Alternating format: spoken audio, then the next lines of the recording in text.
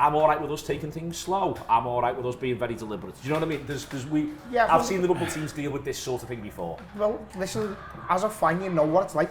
You go into a game all hyped up, and that's great, but it's got a shelf life. It's got an end time on that unless something happens on the pitch. Now they can say that they're going to be to sit for us for 90 minutes, horribles. That's great.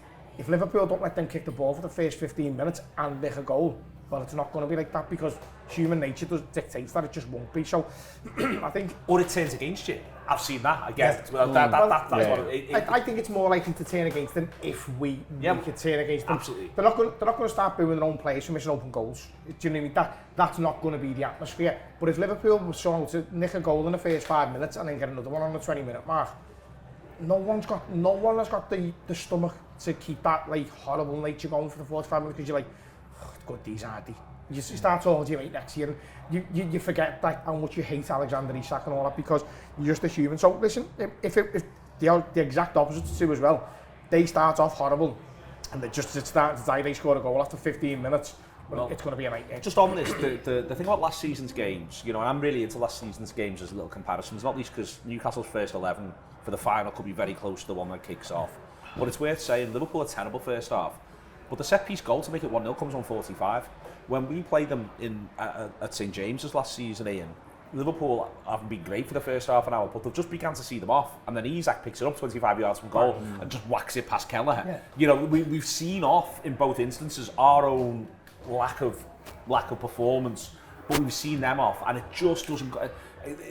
Game state's going to be so important. I think it's always worth pointing out as well that when we played them in the Carabao Cup final, we'd just done 2 hours against PSG on the Wednesday. They'd had a week off, so they'd had a full week off, and you got Eddie Howe saying, well, we knew what Liverpool were going to do, so we didn't play properly against them last time, so they couldn't plan against us. Right, well, if you didn't play properly against us, we've seen what you did in the Carabao Cup final, that's what you're going to do, isn't it? So we know what you're going to do, and we just had 10 days to rest.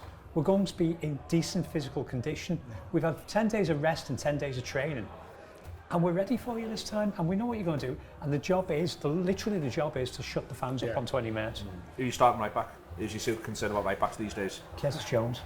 Ooh, fuck me, that's tasty one, yeah. Tasty one. Saucy for. Because I've seen Endo play there last week. Going to get Steve Nicholas hat-trick as well. We didn't have a right back last. Well, Quanta played right back last time at St James Park.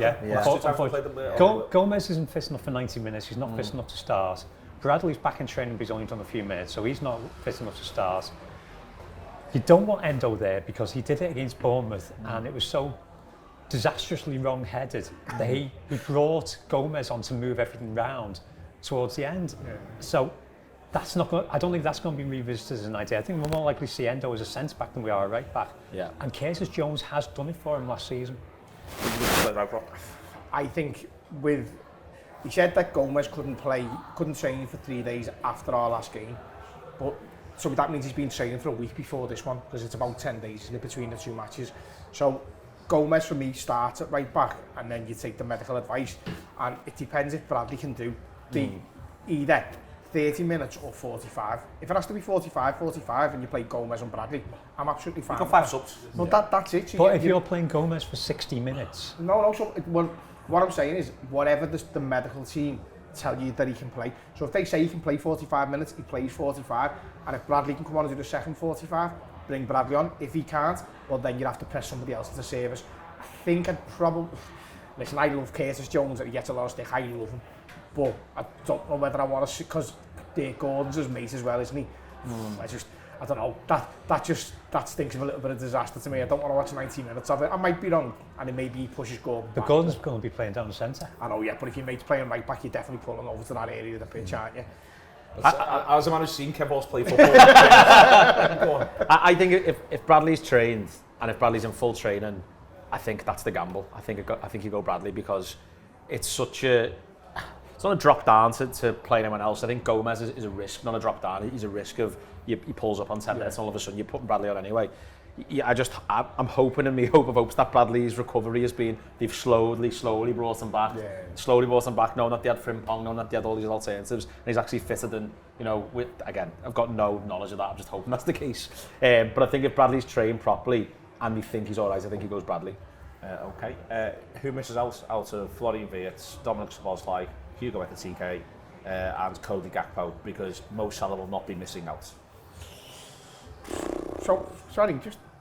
So he's going to play back four, then he's going to play McAllister and Gravenberch, unless you think he's not going to play McAllister and Gravenberch. Yeah, sorry. Yeah. And then there's 5, then he's going to play Mo Salah off the right. There's 3 spots, there's 4 players.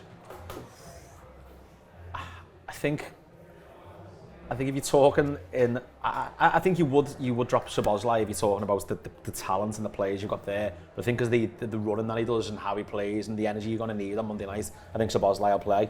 I think it might be Ekitike that misses out. Is there not an argument that McAllister starts on the bench in some sort of, because they've been so careful with how they brought him back. Yeah. At the end of last season, as soon as we done the league, he might as well go on holiday now because he basically didn't play, did he? And I think I can see a world where you go, okay, well, we've got this big yard dog in the middle and this is what he wants to do. Okay, we'll see if you can catch Dominic Szoboszlai because he will not stop running, and try and get him to run the legs off Joe Linton in the first half or whatever.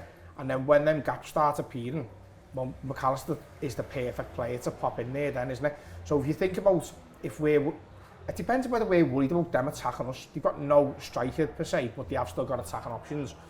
The solidest midfield, in my opinion, that you could pick would be Gravenberch and Szoboszlai in terms of physicality, running. Maybe not quite as good technically as Alexis McAllister, but it is. But if you've got Wirtz in front of that, do you know what I mean? It's some substitution you have.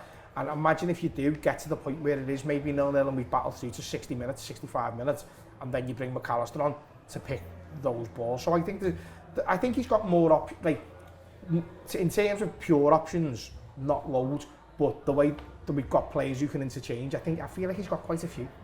I hope you're enjoying this free show at the moment. Loads of excellent, exciting stuff on the Anfield app. If you want to be part of the whole thing, you can download the Anfield app and go from there. Or you can subscribe via the YouTube membership as well for video-only content and other bits and pieces. We love doing these shows. We love that you watch them. So come, be part of the journey with us.